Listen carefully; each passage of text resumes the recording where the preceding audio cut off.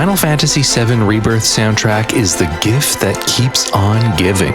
Today we're covering two of the best arrangements of Tifa's theme, hidden deep in the bowels of Chapter 9, before boarding a rickety plane bound for Cosmo Canyon. I'm Patrick Rainville, and this is Music of the Lifestream.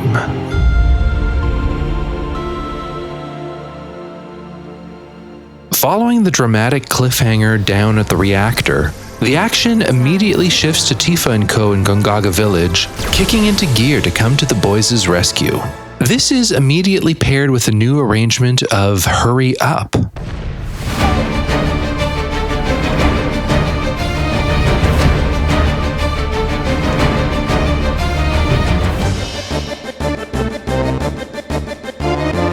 This is Rebirth's very first arrangement of Hurry Up, not to be confused with Hurry.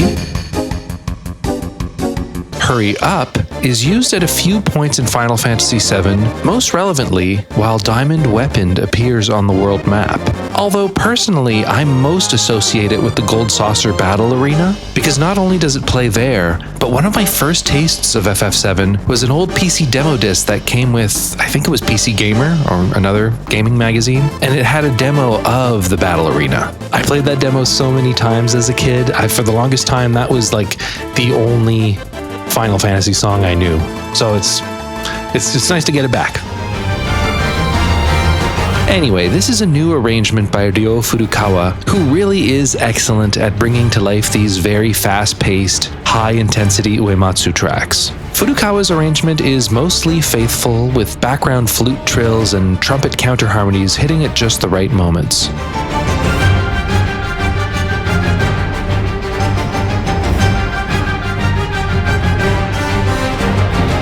What is lost, however, in giving Hurry Up the orchestral treatment is that a lot of the original's color and contrast has been sort of washed away. Furukawa retains a lot of the original's shape-shifting time signatures, but his mix's consistency also de-emphasizes some of those changes, making for what to me sounds like a much more homogeneous track than the original.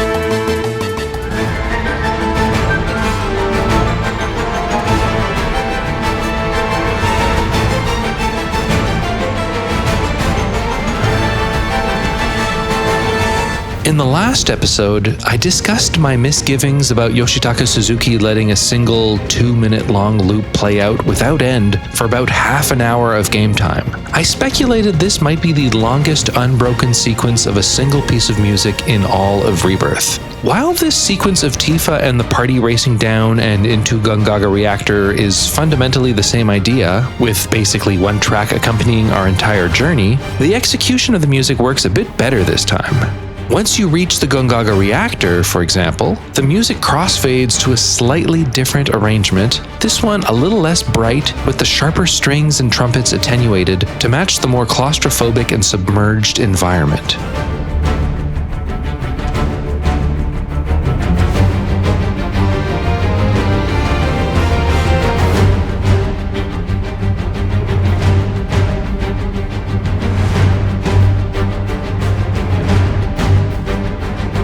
The tempo and overall intensity is kept intact, although Furukawa adds a bit of tension and variety by changing up one of the later melodies.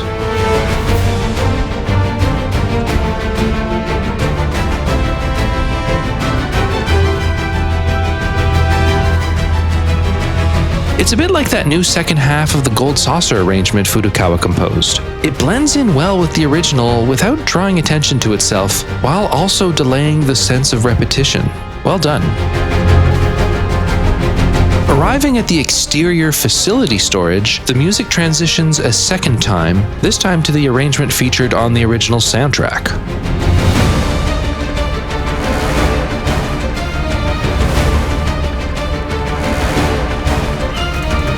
This version here is more akin to a battle arrangement, with Furukawa throwing in some very fast percussive elements and our strings and brass returning to their original intensity.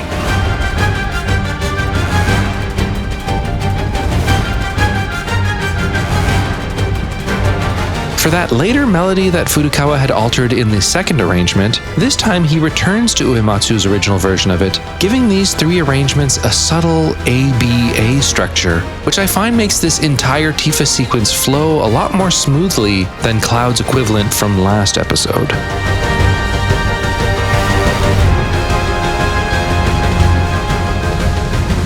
Once the party reaches the reactor core, the track fades out and our next one begins.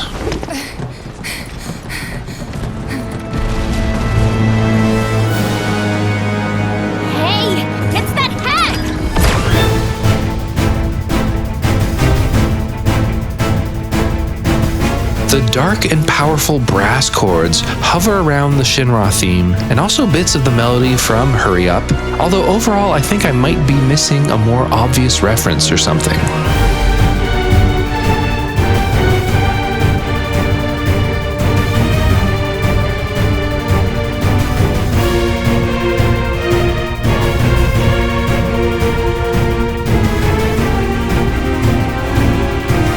Is anyone picking out anything more specific in there?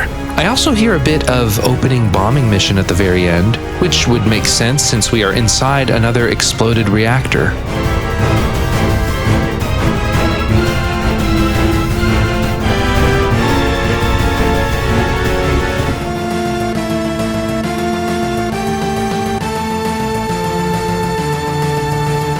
From the bombing mission section, the track leads right into the boss battle.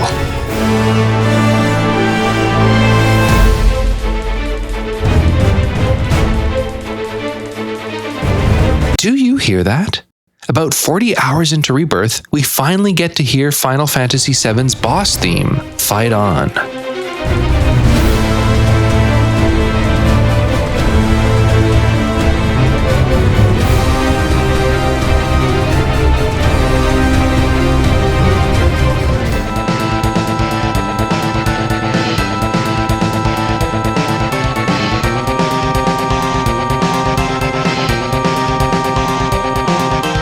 Yes, we've heard the, way better in my opinion, Airbuster version tied to the open world region intel, but this is our first new Rebirth arrangement of Fight On.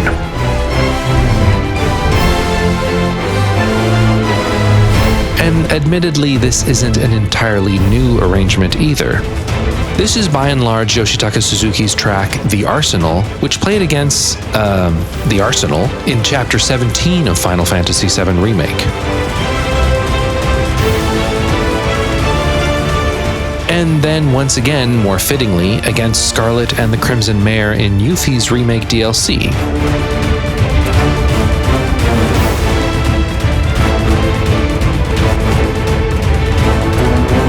Suzuki's mix is a bit cleaner this time, with the low percussion a bit less booming, but otherwise this is very similar to the Crimson Mare Mark I fight from Remake.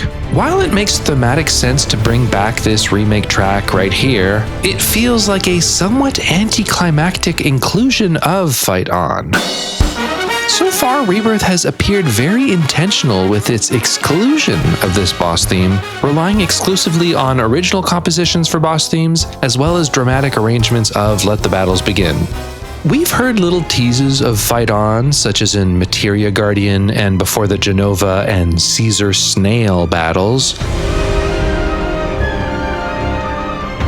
but they've been just that, little teases. That the payoff for all of this is just a third arrangement of the Arsenal is, personally, a bit of a letdown. It really did seem like they were going to save it for the very end of the game or something, which would have made for a much more impressive blueballing. Having said that, Yoshitaka Suzuki definitely didn't phone in this arrangement, because like with Mako Overdose last episode, once we get to Phase 2, it becomes its own thing.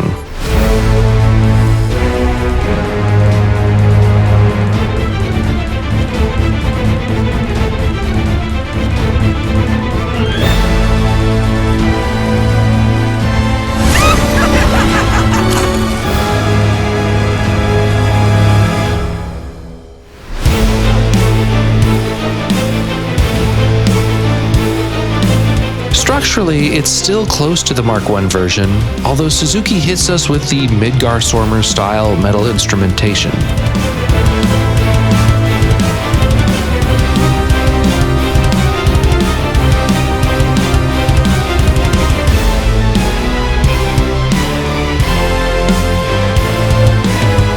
heavy guitar layers, raging double kick drums. It sounds great, although I think it might have hit a bit harder if we hadn't just heard Mako Overdose, aka Midgar Swarmer, half an hour earlier, during the previous boss fight.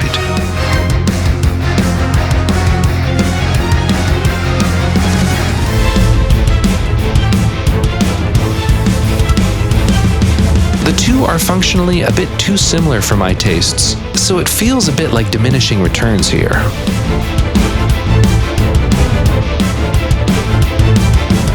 Still, it sounds great, and the inclusion of the Shinra leitmotif really elevates this version as superior to Crimson Mare Mark I and the Arsenal, and does help the overall track stand out from Midgar Swarmer.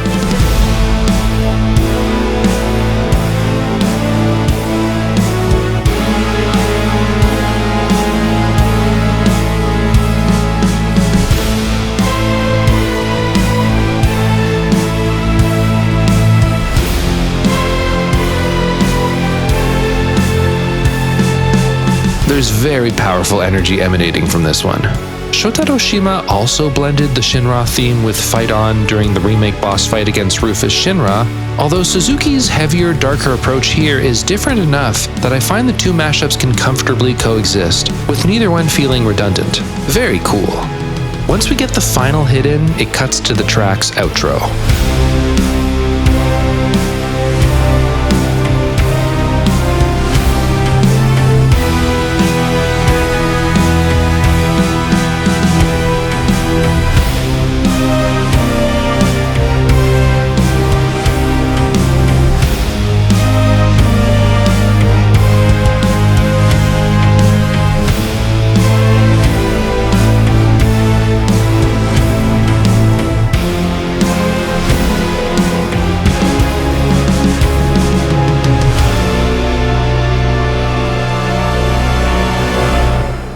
Seconds later, with Tifa separated from the group, our next piece begins.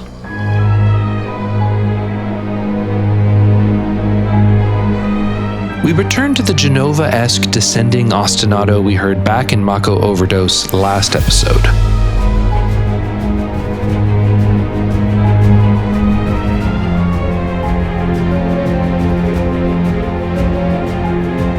As gameplay resumes, percussive, slightly generic action strings and violin ostinatos propel us towards our nearby objective.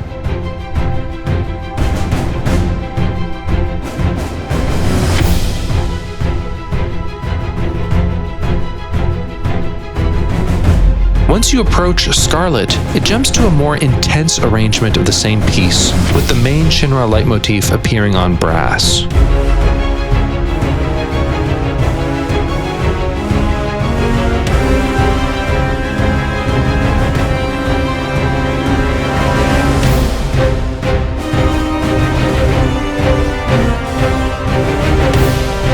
Just as the track seems to resolve, we cut, somewhat abruptly and imperfectly, to a new passage as the action shifts over to Cloud.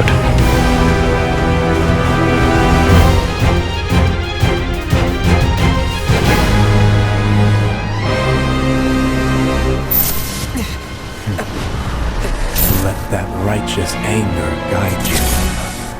The first resolution of Those Chosen by the Planet is played with an air of mystery, reinforcing the strangeness of Cloud's situation.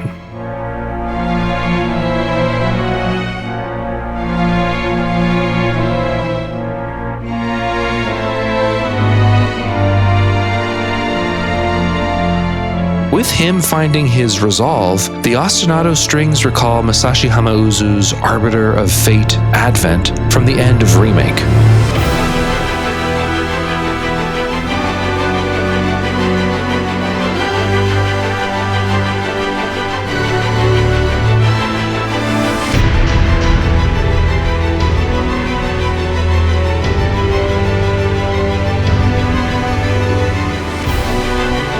Not too surprising considering the swarming sea of black specters that surround Cloud. As the camera moves to Scarlet withdrawing, the music briefly plays the Shinra theme before returning to Cloud and Sephiroth's influence.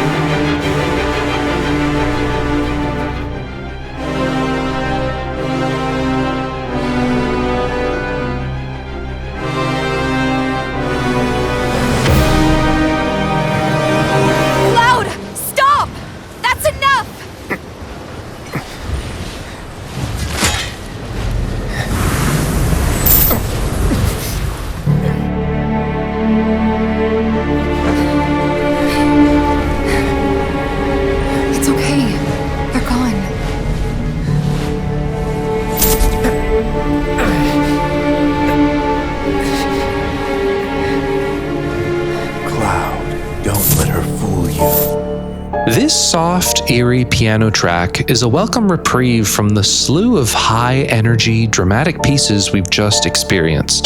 The piano melody plays those chosen by the planet, with the descending Genova arpeggio slowly creeping in behind it.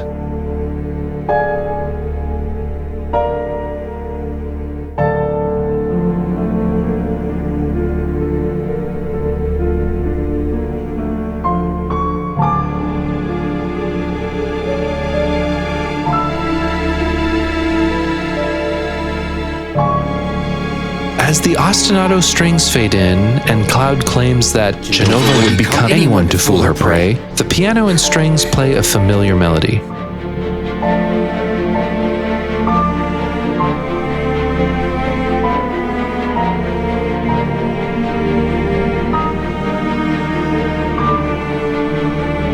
Did you recognize it? It's the same melody featured in the outro of Tadayoshi Makino's Genova Quickening from Remake.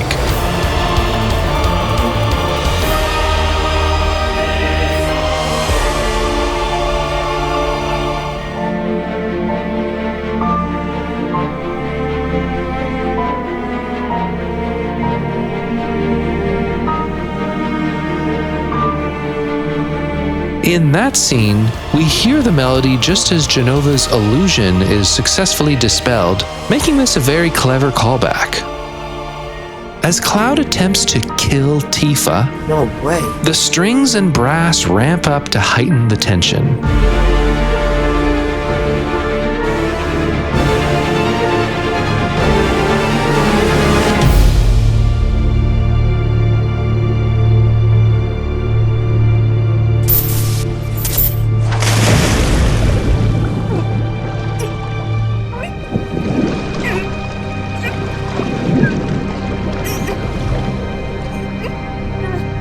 Tifa returns to the surface and gameplay briefly resumes, with the piece becoming more subdued.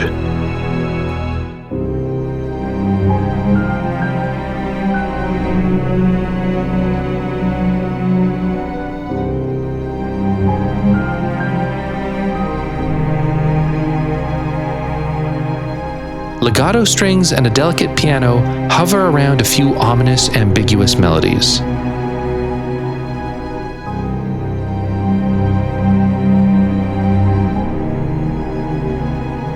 Once Tifa swims towards the party, the cutscene starts.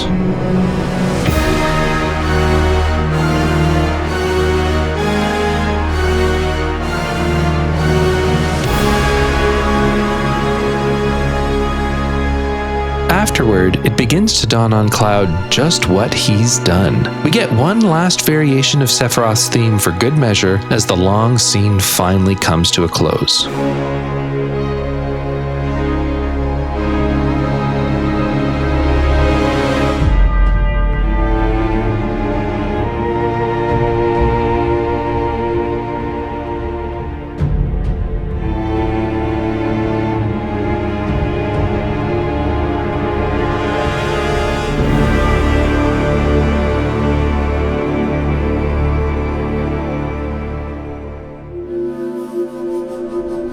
Tifa. Pumpkin. Mom? Our next scene begins bathed in a turquoise green glow. By the way, I'm Patrick Rainville, and this is the music of the Lifestream. Come on! Let's play! We open on a familiar Lifestream melody as voices from Tifa's past blend with the mix.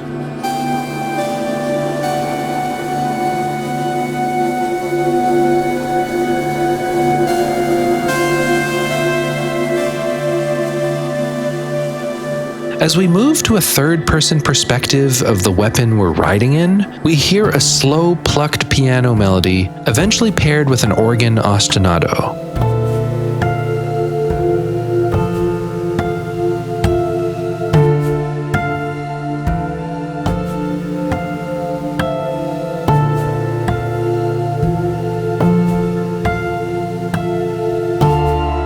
The organ's melody hovers around the 4 primary notes of the medieval dies irae melody, used for centuries across all forms of music as a sort of universal death leitmotif. You'd have to ask Yoshinori Nakamura himself if its use here is intentional or not. However, considering Tifa's somewhat purgatorial state inside the Lifestream, I would guess its prominent place in this piece is more than coincidental. From here, we get the Lifestream's lesser used yet equally important melody.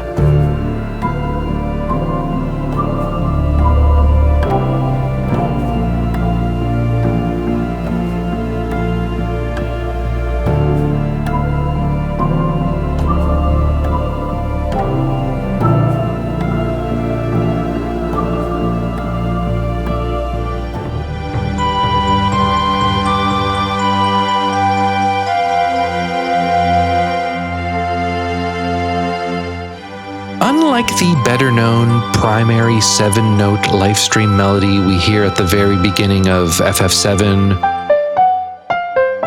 Remake, Rebirth, Crisis Core, and more recently throughout the last episode, the secondary melody here is longer and used more sparingly. The only other time we've heard it in Rebirth is at the Life Springs, during Shotaro Shima's rather faithful arrangement of the original Lifestream theme.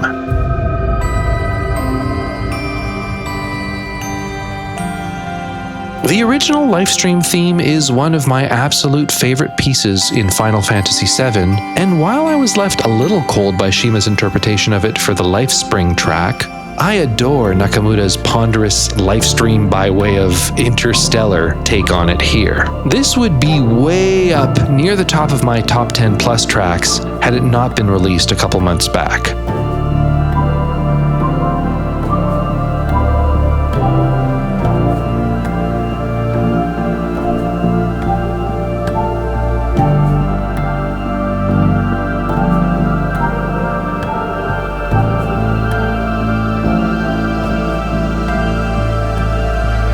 However, it doesn't play long. The weapon comes to an impasse as white and black whispers start duking it out. The plucked piano begins to play Listen to the Cries of the Planet.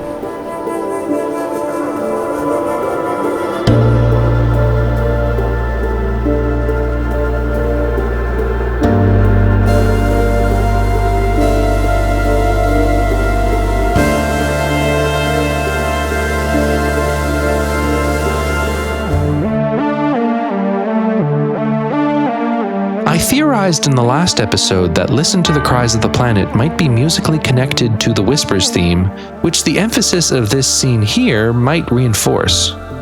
Either way, beautiful piece. Atmospherically rich, but also very groovy. The throbbing bass line paired with the ethereal organ and synth pads as we approach Tifa's memories of Nibelheim is a very strong Rebirth moment.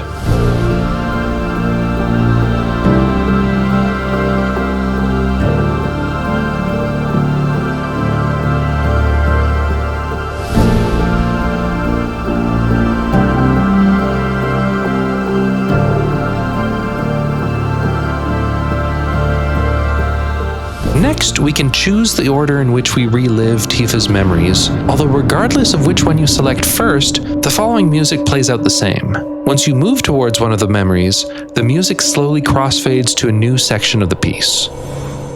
I'm gonna go find my mom. Then I'm coming with you, Tifa.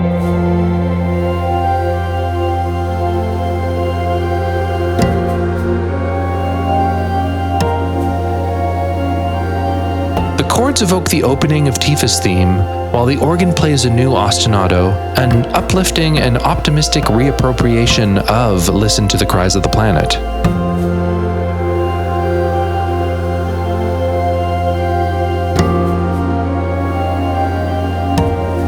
The melody to Tifa's theme comes in, slower, more deliberate than usual, on a beautifully chosen muffled synth tone that feels cloudy and deeply intimate all at once.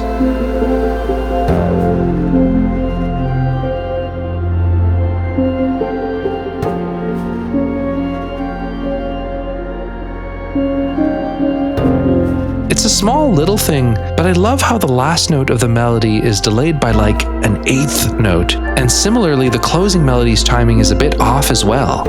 It gives the whole piece a slightly lethargic or swollen feeling, which again sells this groggy, purgatorial setting. So beautiful. You're not gonna find your mom here. She's gone. Cloud, please. I need you. The piece retains an overall sensation of death or purgatory, but here Yoshinori Nakamura also imbues it with feelings of hope and falling in love. In a game full of transcendent musical moments, this one here is near the very top for me.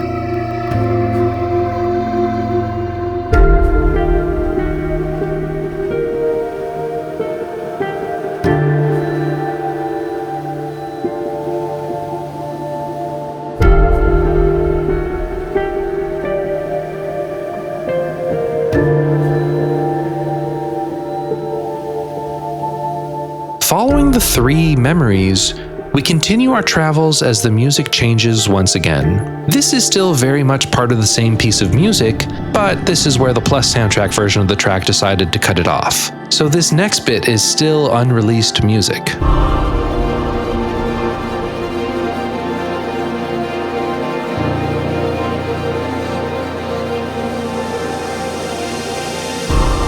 Approaching our next Whisper's impasse, dramatic gated synths and swirling synth tones punch into the mix.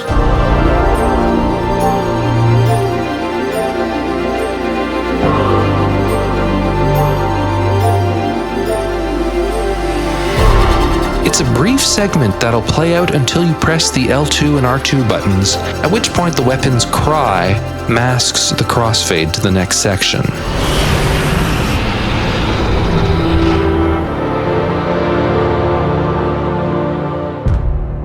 Things get darker and more dramatic here, with a high choir and orchestra making their introduction.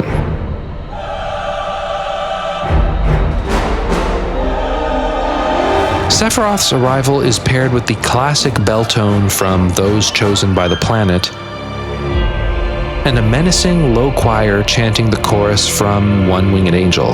The orchestra lurches forward as Sephiroth makes quick work of the weapon.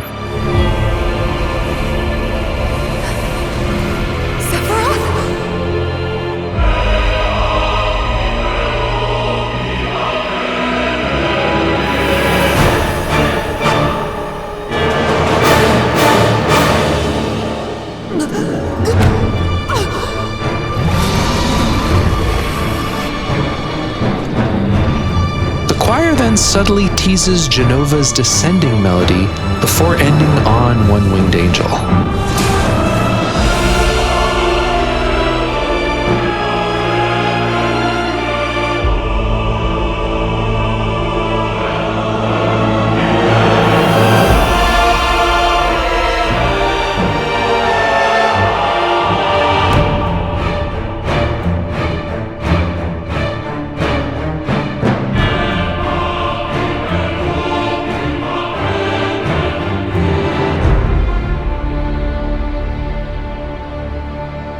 A softer, warmer choir accompanies the scene of Tifa free-floating. You'll make it. But not if you give up. Faces from her past urge her to keep going.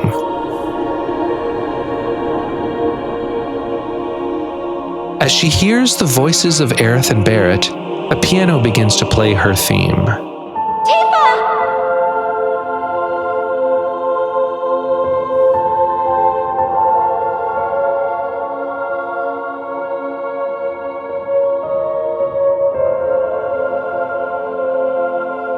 Cloud appears, accompanied by Sephiroth, and the piece becomes darker, with unsettlingly atmospheric textures thrown into the mix.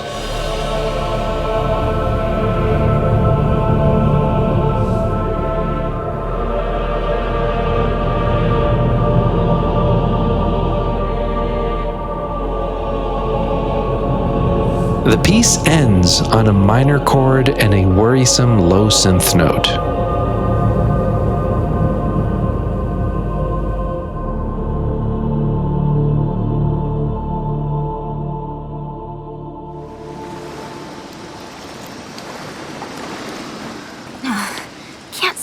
anything down there. As the weapon jumps out of the water, we get one last big finale, releasing the musical tension so far.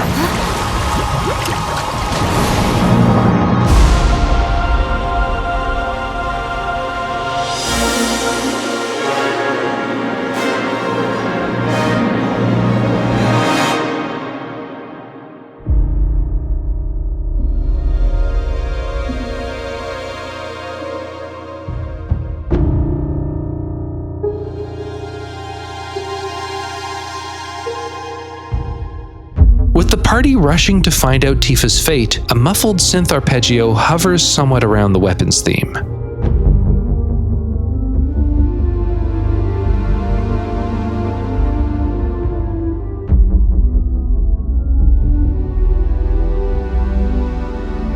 Gameplay resumes with the track becoming loopable. The mix is very deep and groggy, echoing Cloud's very heavy state of mind. There's also an occasional high piano note in there, like a faint pulsing heart, possible signs of life from Tifa. Once Cloud reaches the weapon, it triggers one last cutscene to close out this very long sequence of events. The music here is similar to the preceding weapon cutscene.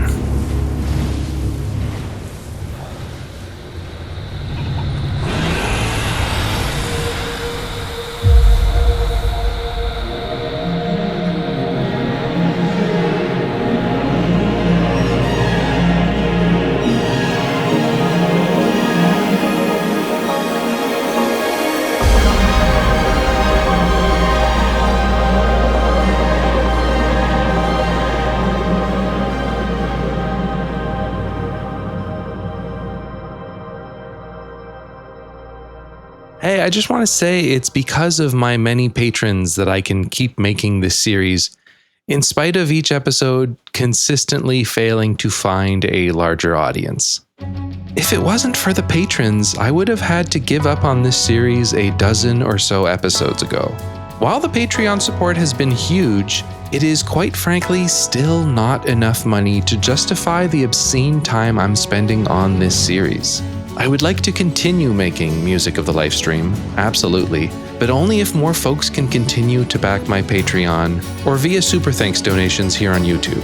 Currently, I am turning down other types of work so that I can commit as much time as possible to the channel in the hopes that it will get to a point where the time put into it is sustainable.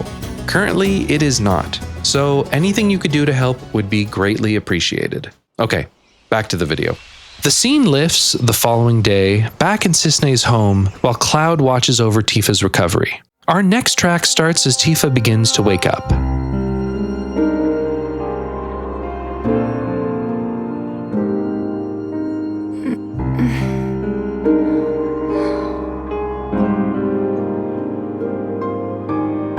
This is a somber arrangement of Tifa's theme by Shingo Kataoka, not that unlike Kataoka's own gloomy arrangement of The Price of Freedom from the last episode.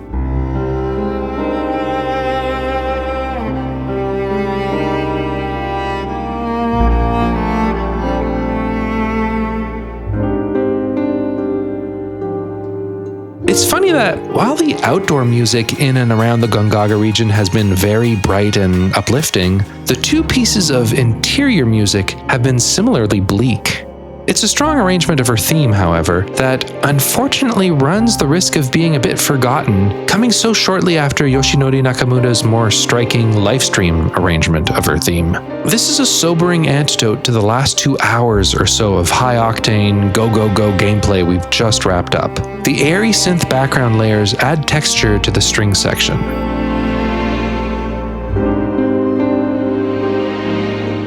For the opening minute and a half, the piece mostly revolves around the original's opening melody, denying us the more iconic Tifa leitmotif.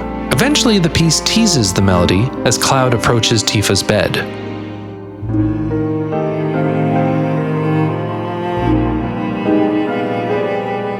When Tifa begins praising Cloud's childhood bravery, we overshoot her main leitmotif, landing at the ending melody drenched in romanticism.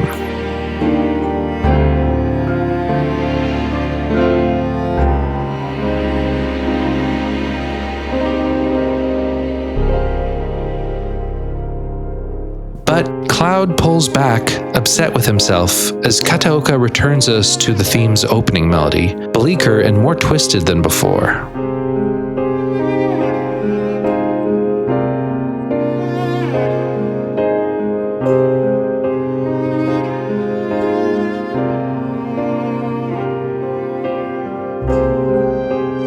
As Tifa encourages Cloud to open up, we finally get our payoff. Tifa's main leitmotif begins while Cloud discusses his fractured, fraying mind. It's like there's different people inside of me.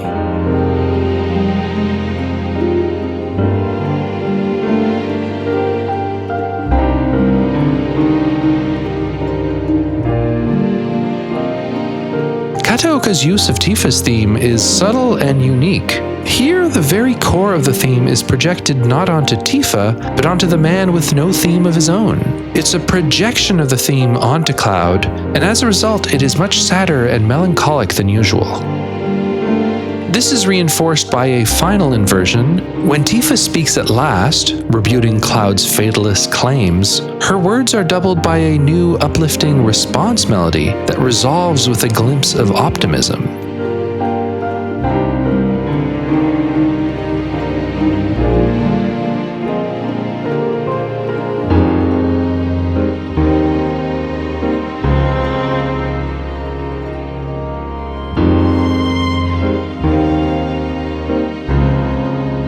Beautifully done and full of nuance. Very nice piece.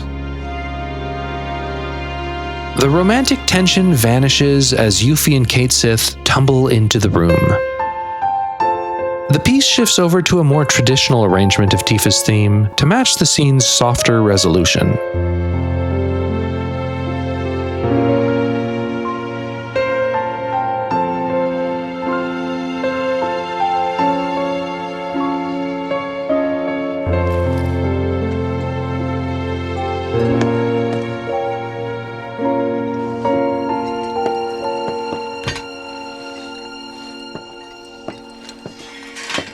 When Cloud rejoins the party in the main room, a new arrangement of anxiety starts.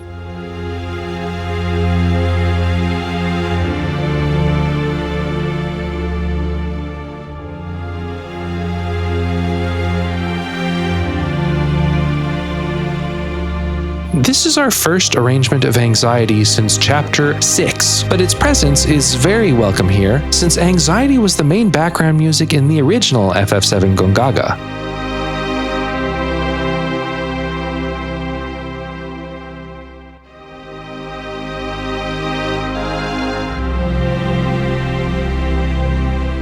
The party discusses their next steps when Cisne suggests Cosmo Canyon might be the place to go to better understand what Tifa saw in the Lifestream. From here, the track pivots to a major key as the plan begins to come together.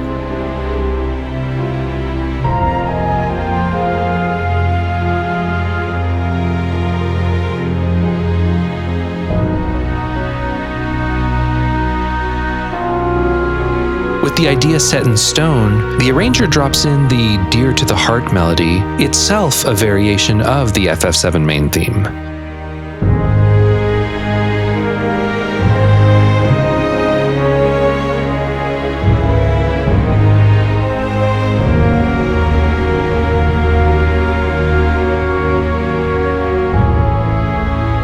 The green chocobo from earlier barges in, solidifying the lighthearted nature of the scene.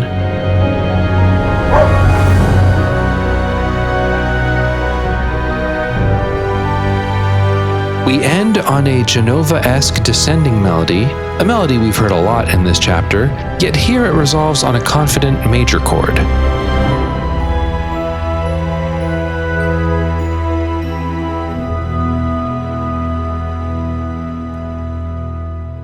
Okay, we are now free to leave the Gongaga region. However, our newfound feathered friend opens up a few options for us nearby. Let's check those off before we head out to meet the enigmatic pilot Cisne told us about. First up, Chadley's picked up another proto-relic signal, so let's bird up and see what we can find. Whilst birded, we can finally hear the Gongaga region's chocobo theme.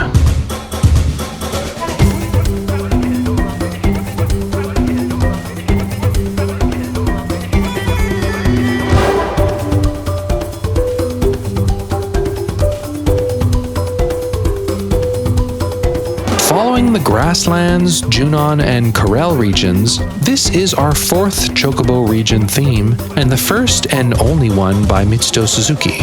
The track follows the eclectic pattern established by him in his Jungles of Gongaga region theme and battle variant. The classic Chocobo melody is played on, I think, a marimba, but there's a cacophony of other instruments and vocal samples that come in and out throughout the piece. The whole thing feels like a big parade march. You can even hear that same wind instrument I described as a bagpipe last episode.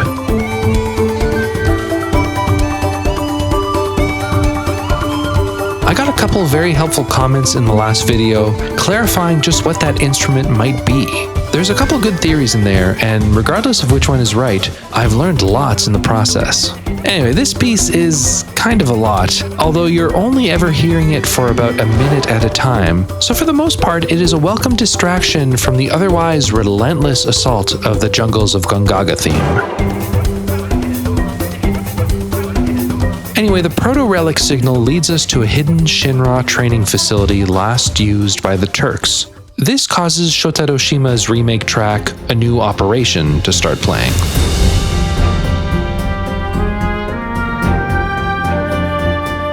In Remake, this plays while Avalanche is getting ready to infiltrate Mako Reactor 5, so repurposing it here makes enough sense to me. Reaching the core of the base triggers Yoshitaka Suzuki's very excellent take on the Turks theme.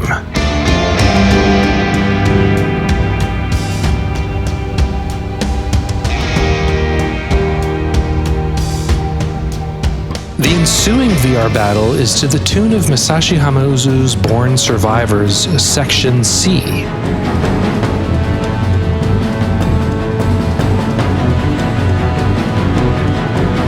Happy coincidence, this track showing up here. In the last episode, following the inclusion of a couple Takeharu Ishimoto Crisis Core melodies, I wondered what was the earliest example of a non-uematsu composition in the remake series that predates the remake series. You know what I'm saying?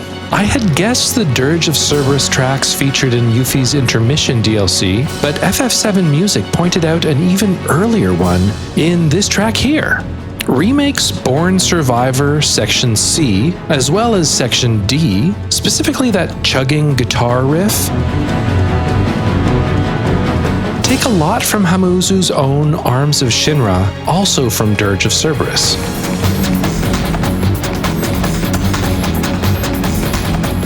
Born Survivor shows up in Chapter 5 of Remake, so that would make it the actual earliest non-uematsu pre-remake reference in the Remake series. Geez, that's a mouthful. Following the battle, it plays Yoshinori Nakamura's No Escape from the Yuffie DLC.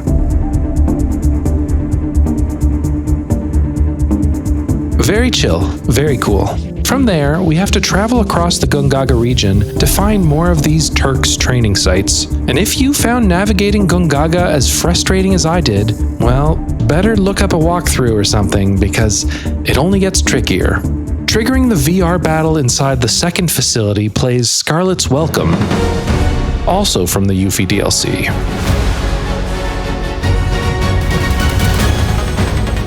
Hey, I know this track. We covered it very recently, actually. This is the Shotaro Shima track that the Final Fantasy VII Revelation trailer used. Go watch that video if you want to hear more about Scarlet's Welcome.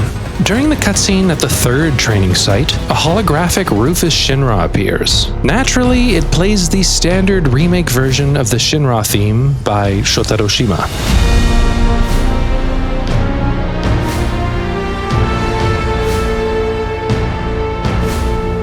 The ensuing VR battle plays Yoshinori Nakamura's Fighting Spirit, which is the battle variant of No Escape, which we've heard a few times along this Gongaga Proto-Relic questline.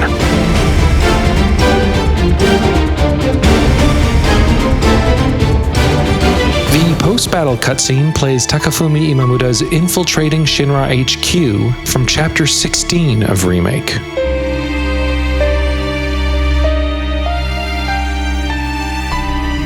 We're almost done now. At the final location, the VR battle track is Yoshitaka Suzuki's equally excellent Turks battle theme.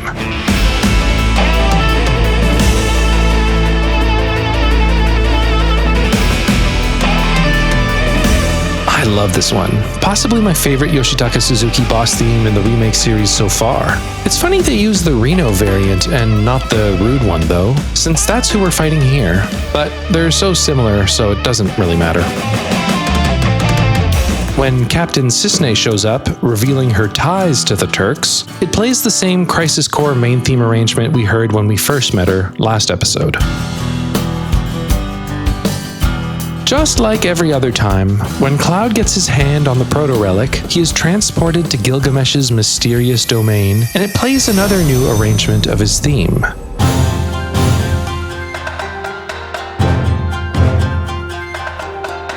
Yeah, it's another Japanese-inspired arrangement of Battle at the Big Bridge, although this one's less of a tease than the others. It's starting to get a bit livelier. We're not too far from the actual showdown now. Chadley makes his presence known by humming something, although I can't make out what. Is he trying to hum along with the piece? Chadley, baby. Maybe stick to scanning things.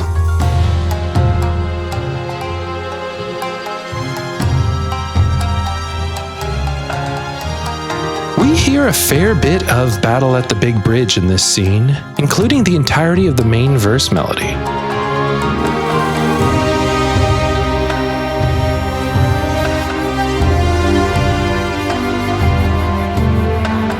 As Gilgamesh chases after Chadley, there's an 8-note melody that I don't recognize.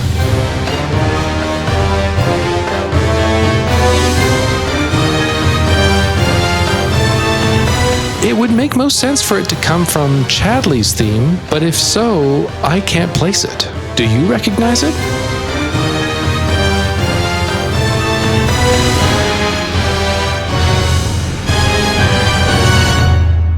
Afterward, the vision ends, and like with all Proto-Relic quest resolutions, it plays the track I've called Ominous Mysteries.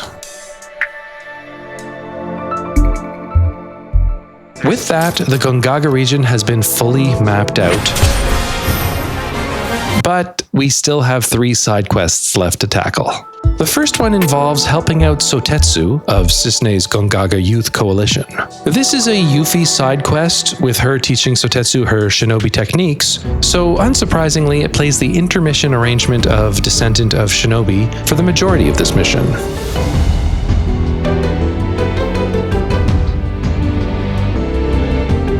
This is the second time this track has been used in Rebirth, following its inclusion at the very beginning of Chapter 7, when Yuffie officially joined our party. New to Rebirth, however, is that track's battle edit, which plays whenever we encounter enemies with Sotetsu accompanying us.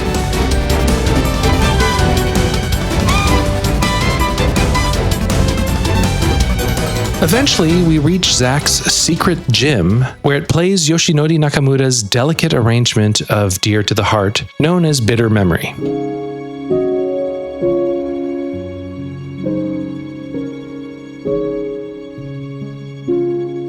In Remake, this plays in Chapter 8 during a brief flashback of Cloud and his mum. Bitter memories indeed. But Sotetsu's reminiscence of Zack is interrupted by Yuffie being chased by a couple mastodons. It's not all bad news though, since we get to hear one of my favorite tracks from the Remake Yuffie DLC.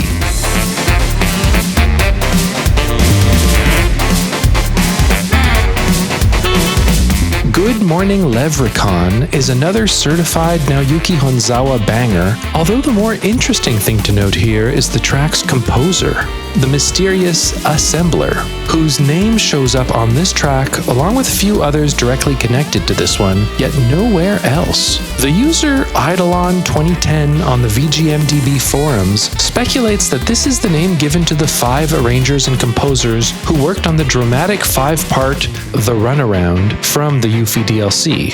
Good Morning Levrikon is a remix of Part 5 of The Runaround, and it's possible that, realizing there wouldn't be enough space to list 5 composers and arrangers in the liner notes for the track, they opted instead for an all-encompassing nickname.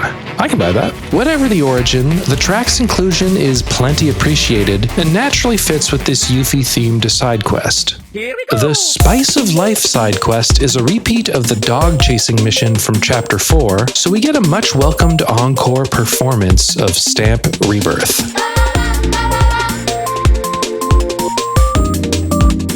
Along with, of course, Stamp Battle Edit whenever you encounter an enemy.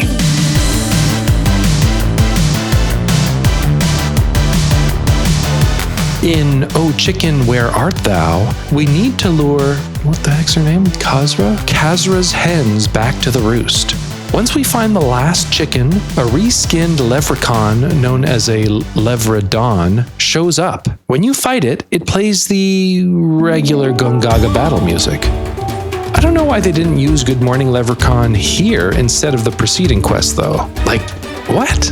That's gotta be a mistake. Luckily, they nail the next music reference. Once you return the last hen back to the old lady, she offers to whip us up some of Grandma Kazra's famous grilled chicken. Say goodnight, Pipperly.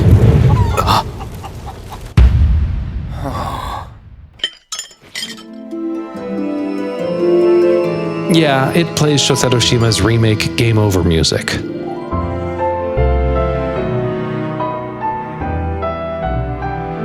Also, to the folks who watched my Final Fantasy VII Revelation trailer analysis video, do you hear that?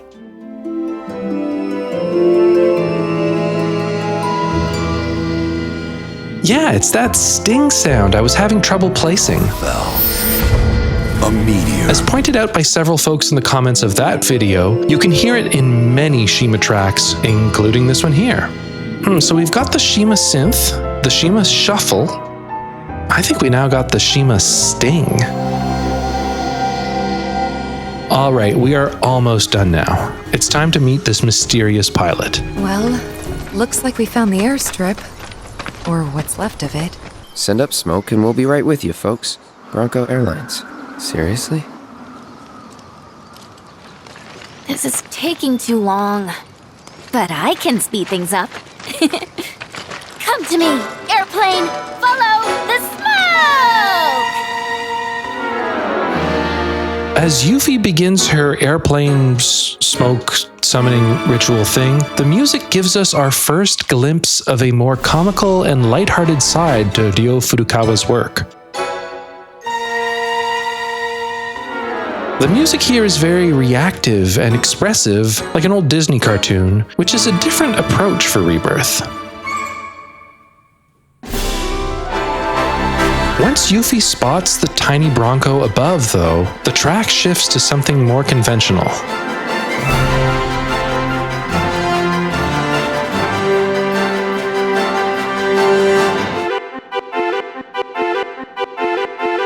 The fluttering strings here are right out of, appropriately enough, the FF7 track, Steal the Tiny Bronco. However, beyond this intro, the two tracks diverge, with the original turning into an arrangement of the FF7 main theme, and then a bit later this cool prog rock jam as the Tiny Bronco comes crashing down.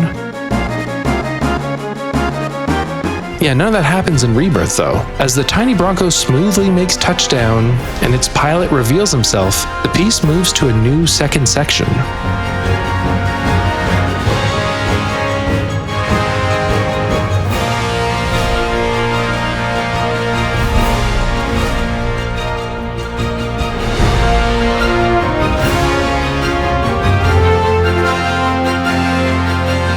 Yes, this is our introduction to Cid and his leitmotif. In Gongaga?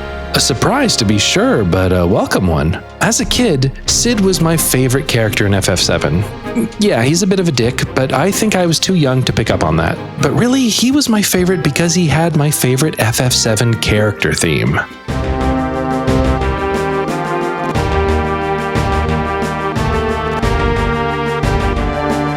I have vivid memories of just being on the school bus and looking out the window, zoning out and just humming that main melody over and over. I was convinced this was the best melody of all time. Just so much emotion. Now I am canonically older than Cid, so nowadays when I hear his theme, it's a bit more complicated, I guess. I still like it though. Anyway, this version here is much more cheerful than the real thing, but it fits the lighthearted scene.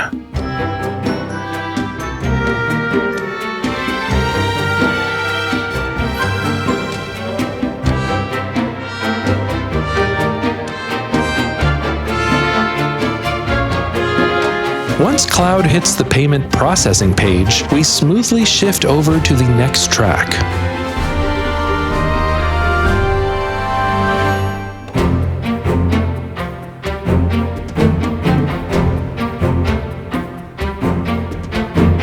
In another case of Rebirth's musical excess, this is a full 90-plus second long piece of music with several different passages, new melodies, and callbacks to Cid's theme. However, it plays for the duration of you humming and hawing over whether or not you want to fork over the cash, i.e. one quick button press, followed by a 15-second long cutscene of the party walking toward the tiny Bronco. So unless you stalled on that payment screen for a long while, or told Cid no and then idled in the airstrip for a bit, you probably didn't hear much of this track. You didn't miss too much, but it's still quite nice. There's a nice new, likely Ryo Furukawa composed melody line.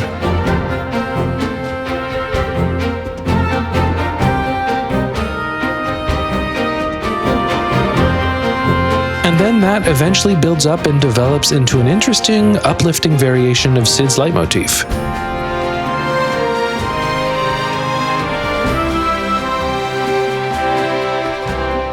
Once the party is all aboard, we get another short new arrangement of Steal the Tiny Bronco.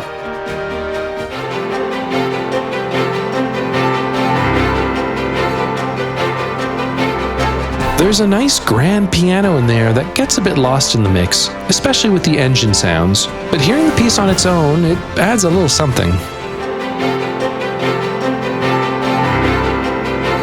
Here the piece develops into a positive and inspiring variation of the Final Fantasy VII main theme, ending the chapter on an optimistic note.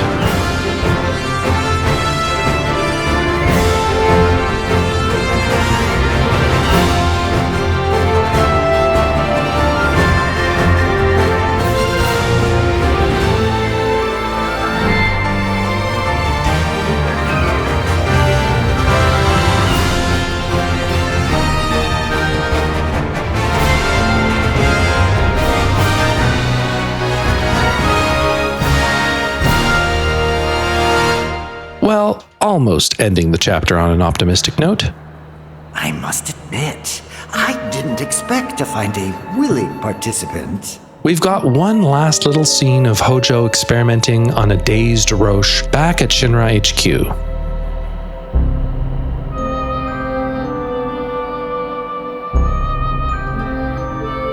The track starts with that same ominous synth pad layer we've heard exclusively used in the many Remake and Rebirth Black Robes tracks by Yoshinori Nakamura,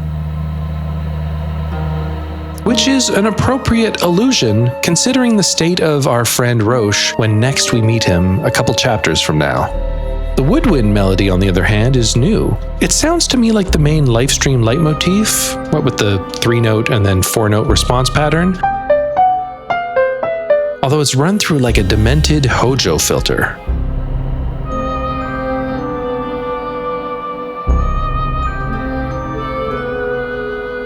Considering this is Hojo meddling with nature, including the Lifestream here makes for a fun inversion, but also it's a nice bookend to a chapter that prominently featured the Lifestream melody at numerous occasions.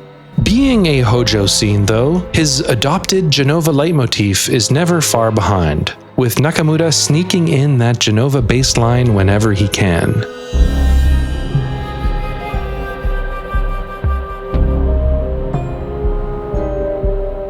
Fainter in the track is a fairly constant waterphone-like sound effect, which ramps up the creepiness. While all of the Hojo cutscene tracks are supposed to be creepy, I think this is the best one so far.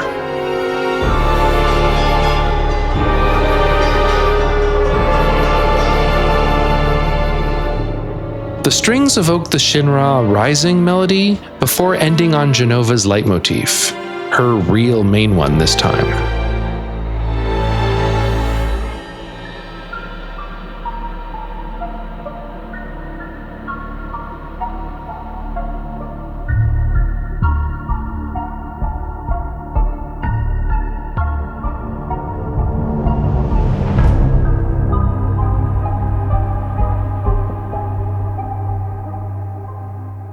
Well, would you look at that? That's another Rebirth chapter done. Chapter 9 is in the bag. Not my favorite chapter in the game. I might even call it my least favorite chapter so far. Although between the Corel Desert themes and the 2 incredible Tifa theme variations, it's got some of my favorite tracks in the whole game, so yeah, it mostly balances out. So all told, I counted 61 tracks in Chapter 9, although keep in mind I'm excluding from that count probably a dozen or so Chocobo Racing and Battle Coliseum tracks we could have tackled at this point. We'll get to those later. Of Chapter 9's 60 plus tracks, 12 were included on the Rebirth original soundtrack, and 7 were taken from the Rebirth Plus soundtrack. 16 were taken from the various remake soundtracks, and 1 track, It's Hard to Stand on Both Feet, was taken from the soon-to-be-dead mobile game Final Fantasy VII Ever Crisis. Anyway, all told, that leaves us with 25 Chapter 9 tracks that are still unreleased and uncredited. Yeah, that's about half the music in the chapter. And that brings our total to 427 tracks covered so far in Music of the Lifestream. If you've been enjoying this series and want to help me make it to the end of this game, I strongly encourage you to support me on Patreon. We've got Cosmo Canyon on the horizon, but before we can land there, I'll be releasing part 3 of my Street Fighter music retrospective, this time all about Street Fighter V. Alright, 5 Rebirth chapters left. I'm very excited about what's ahead. Until then, take care. Bye.